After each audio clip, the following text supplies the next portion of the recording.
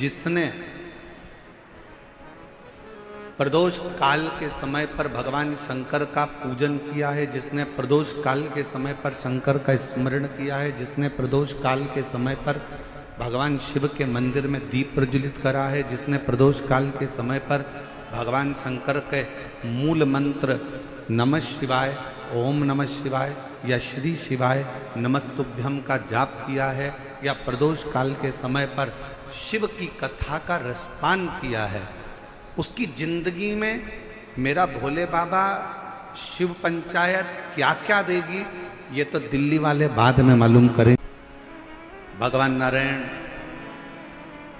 भगवान शिव से मिलने आ रहे थे। बीच राह में श्री गणेश जी महाराज ने दुंदुभी बजा दी। दुंदुभी बजते से ही मां जगत जननी जगदम्बा दुर्गा भवानी के सम्मुख में शब्द पहुंच गए।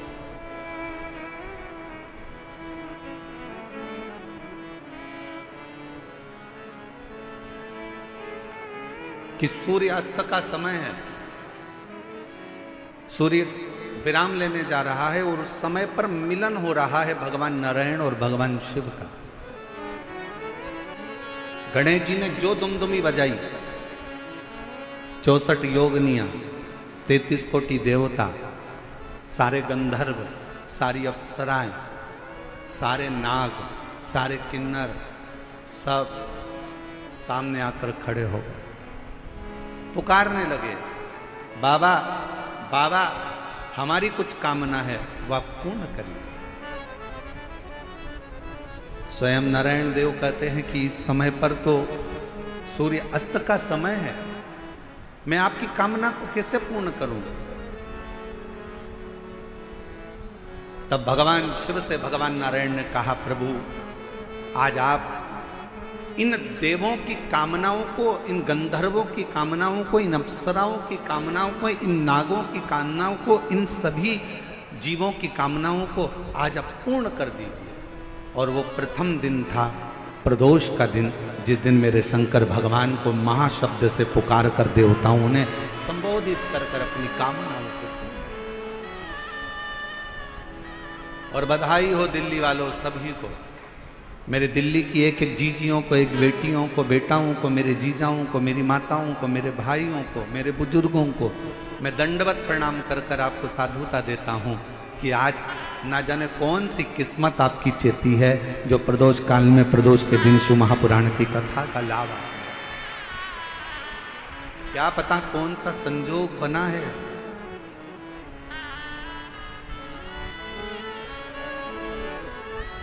और दिल से बाबा से कहो, जो दुमदुमी बजी सब की सब देवता आ गए, सारे के सारे। शिव पंचायत निर्णय देने के लिए होती है, शिव पंचायत निर्णय के निर्णय महाराज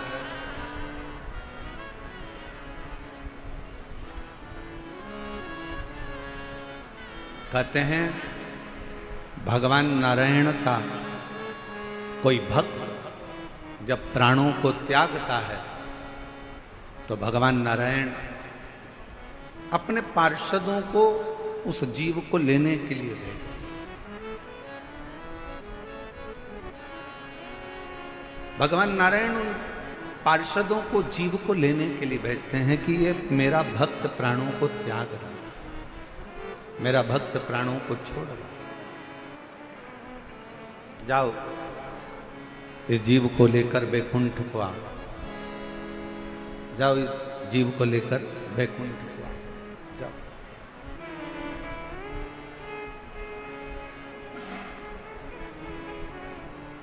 ब्रह्मदेव का यदि कोई उपासना करने वाला, दत्त देव की कोई उपासना करने वाला यदि प्राणों को त्यागता है तो ब्रह्मा जी और दत्त देव अपने पार्षद को भेजते।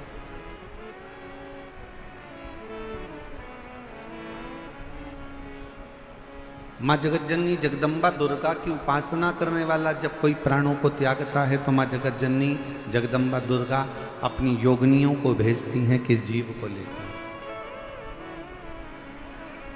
पर भगवान शंकर की कथा को सुनने वाला, शिव की उपासना करने वाला, भगवान शंकर का गुणगान करने वाला, मुख से श्री शिवाय नमस्तुभ्यम कहने वाला, पंचाक्षर मंत्र को नमः शिवाय को जपने वाला, ओम नमः शिवाय कहने वाला, जब भगवान शिव के मंदिर में एक लोटा जल चढ़ाने वाला, जब कभी अपने प्राणों को त्यागता है तो शंकर भगवान ना अपने गण भेजते हैं ना पार्षद भेजते हैं, शंकर भगवान खुद नंदी लेकर अपने जीव को लेने के लिए।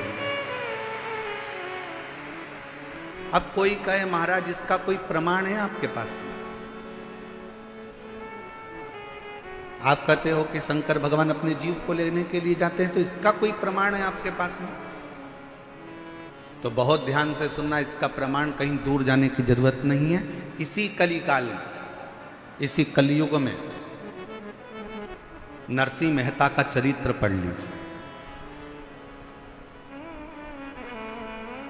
नरसिंह मेहता सतयुग के नहीं थे, नरसिंह मेहता त्रेता युग के नहीं थे, नरसिंह मेहता द्वापर के भी नहीं थे, नरसिंह मेहता इसी कलयुग के थे।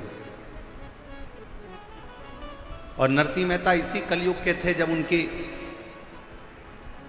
भाभी ने उनको धक्का देकर निकाल दिया, बहुत सारी बातें कहकर, गालियां देकर, अपशब्द कहकर, ताने देकर जब निकाला गया, बहुत बहुत अपशब्द कहकर निकाला गया, तब नरसिंह जी की आंख में जल गया।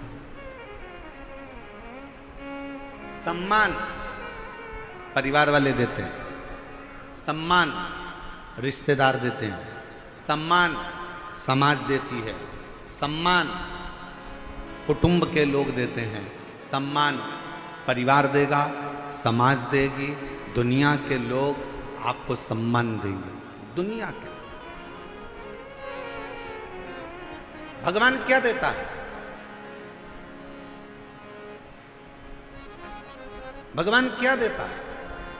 सबसे पहला अगर कोई दान अगर भगवान करते हैं अपने भक्त को, जो भगवान का प्रिय भक्त होता है, तो भगवान सबसे पहले उसको सम्मान नहीं देते, सबसे पहले भगवान उसको अपमान देते हैं।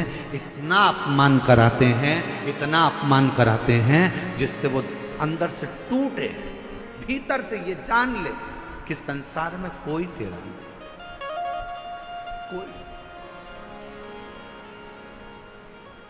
और देख लिया संसार हमने, सब मतलब हमने, झूठे नाते झूठे रिश्ते, झूठे नाते झूठे रिश्ते, अरे झूठा है संसार हमने सब मतलब के यार हमने। दुनिया के लोग आपका सम्मान करेंगे, रिश्तेदार आपका सम्मान करेंगे, नातेदार आपका सम्मान करेंगे, कुटुंब वाले आपका सम्मान करेंगे, समाज वाले आपका सम्मान करेंगे, पर जिस दिन आपकी जिंदगी में आपको अपमान मिले, जिस दिन आपको जिंदगी में कोई अपशब्द कहे, अपमान करे, उस दिन समझ लेना कि मेरे शंकर भगवान की अब तुम पर कृपा होना प्रारंभ हो गई।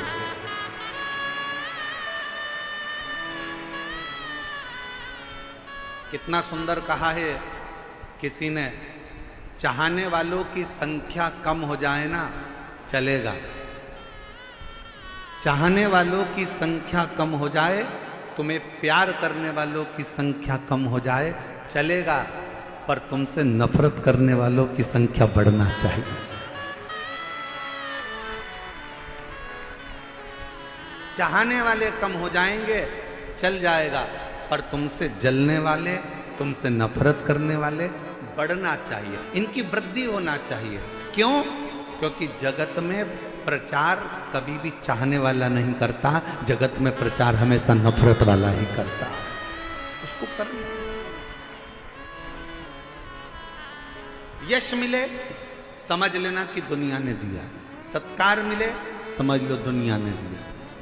एक बहू होती है जिसको सास हमेशा अच्छा कहती है, मेरी छोटी बहू बहुत अच्छी है, मेरी बहू आगरा में रहती है, मेरी बहू फिरोजाबाद में रहती है, मेरी बहू नैनीताल में रहती है, बहुत अच्छी है, बहुत अच्छी है, बहुत अच्छी है। और एक बहू जो सास के साथ में रहती है ना, उसके लिए सास हमेशा इसमें तो अक्ल ही नहीं है, ये तो मूर्ख है, ये तो हर कुछ बोलती है, मेरे को दिन भर झगड़ा करती है, मेरे को दिन भर मेरे को खाती रहती है, दिन भर मेरे को परेशान करती रहती है। मेरी सासू माँ, ओ मेरी जीजियों, निवेदन करूँ ना, दूर के ढोल सुहावने होते हैं। वो आगरा वाली, वो नैनीताल वाली, वो मुंबई वाली तो कभी कभी मिलती है, पर जो रोज तेरे साथ में रहती है ना, जब तेरा सिर दुखेगा ना, तो वो आगरा वाली और नैनीताल वाली नहीं आएगी, वो दिल्ली वाली ही दौड़ कर आएगी।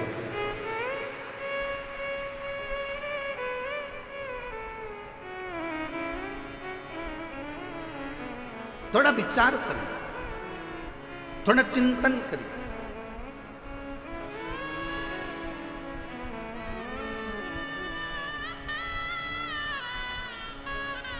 अपयश मिल रहा है, कोई बात नहीं। दुनिया के लोगों को एक बहू कहती है, मम्मी सारा यश तो हमारी देवरानी को दे देती है, हमारी जेठानी को दे देती है, हमें तो कोई यश ही नहीं मिलता, तो काम करने से क्या फायदा। नहीं नहीं, करते रहो। मेरा भोले बाबा तेरे साथ में है, मेरा शंकर, मेरा त्रिकालदर्शी, मेरा कैलाशी अविनाशी तेरे साथ में है,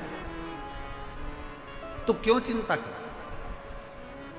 छोड़ दे उसको।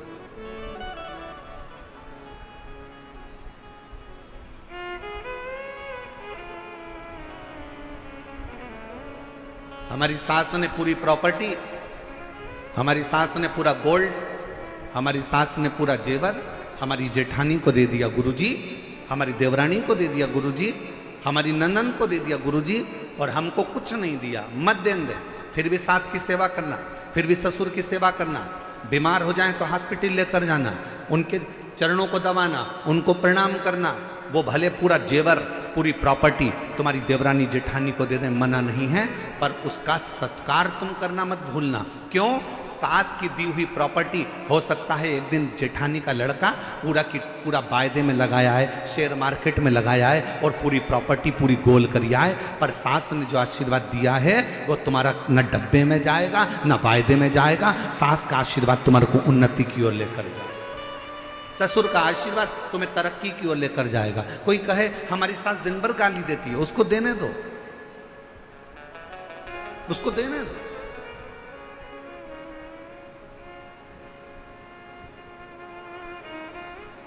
आप अपना कर्म करो, उस कर्म से पीछे मत हटो। नरसिंह मेहता, लोग कहते हैं गुरुजी आप कैसे कह सकते हो कि शंकर भगवान अपने भक्त को खुद लेने आते हैं। भगवान नारायण का कोई भक्त है तो उसको लेने के लिए पार्षद भेजे जाते हैं। माँ जगत जननी का कोई भक्त है, अगर वो प्राण त्यागता है तो उसको योगनियां लेने आती हैं। ब्रह्मा जी अपने पार्षद भेजते हैं, भगवान दत्त अपने पार्षद भेजते हैं, पर शिव जी अपने भक्त को लेने के लिए स्वयं आते हैं। ये आप कैसे कह सकते हैं? आप कैसे बोल सकते? और लाखों की संख्या में आए हुए मेरे शिव भक्तों, मेरे बाबा के इस निरंकारी मैदान में आए हुए आपकी विश्वास के साथ बैठकर कथा सुन रहे हो मेरे लाखों लाख शिव भक्तों, एक निवेदन करना चाहूँगा। मेरे शंकर भगवान अपने भक्त को लेने आते हैं, इसका प्रमाण आप सतयुग में जाकर मत देखिए, आप त्रेता में जाकर मत देखिए, आप द्वापर में जाकर मत देखिए। भगवान शंकर अपने भक्त को लेने आते हैं, इसका प्रमाण कलयुग में देखिए। नरसिंह मेहता की भाभी ने नरसिंह मेहता को धक्के मारकर बाहर निकाल दिया।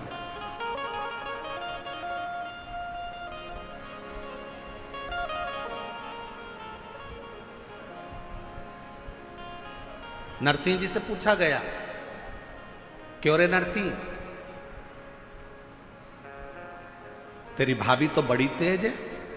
नरसिंह जी बोले, भाभी कैसी भी हो पर मेरा भाई तो मेरे साथ है ना, मेरा दादा तो अच्छा है ना, मेरा भाई तो अच्छा है ना। और भाई ने करा क्या था मालूम है आपको?